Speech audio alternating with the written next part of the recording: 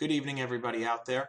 I just wanted to address one very, very common argument that I hear being made all the time by friends of mine as well as by economists and politicians. The argument goes like this. In the 1930s, under FDR, the government passed the Glass-Steagall Act. Now, Glass-Steagall was a law that separated commercial banking from investment banking, and there were a lot of stipulations to the law. Under the Bill Clinton administration, they say that Glass-Steagall was repealed. The reality is only one part of it was repealed. The one part of Glass-Steagall that was repealed under Bill Clinton was the prohibition on one entity owning both commercial banking entities as well as investment banking entities. Commercial banking is where are banks that you would deposit your money into a checking account or a savings account or a CD. Investment banking would be something like a Goldman Sachs, where you give them your money and you have an account and you buy stocks and bonds and other types of assets to invest in.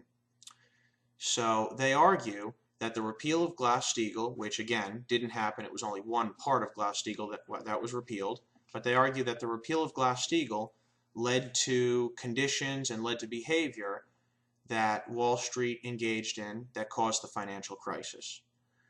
As I said, only one part of the law was actually repealed, and that was the prohibition on one entity owning both commercial and investment banking.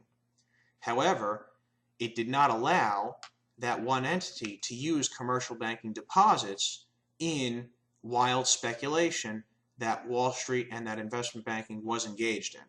So right off the bat, we know that this argument that they make is a total, complete, 100% red herring. I would argue that Wall Street was engaged in rampant speculation because they were incentivized to do so.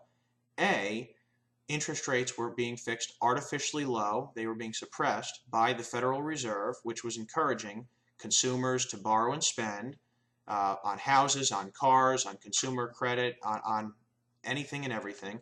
It encouraged business owners to engage in long-term projects that they wouldn't have otherwise engaged in.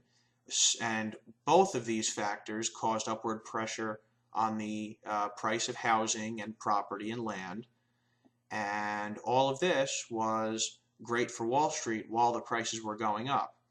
However, Wall Street also knew that the Federal Reserve System was behind them, that if prices of assets started to fall precipitously, that the Federal Reserve, as well as, of course, the President's Working Group on Financial Markets, also known as the Plunge Protection Team, all these various entities would be there to bail out the banks, or at the very least to put a stop on the downward pressure of the prices. So banks were incentivized to do what they were doing by government policy, certainly not by free market conditions. And again, the repeal of the one part of Glass-Steagall had nothing to do with this rampant speculation. You could argue that the repeal of the one part of Glass-Steagall may have made it easier for banks to illegally use depositors' funds in wild speculation. However, as far as I know, that certainly didn't go on. But more importantly, that was still illegal. Using depositors' funds in wild speculation was still illegal. Now, one last thing. Banks are required to hold at least 10% of depositors' funds in either cash in their vaults, or as deposits at the Federal Reserve, or in government debt as well as other AAA-rated securities.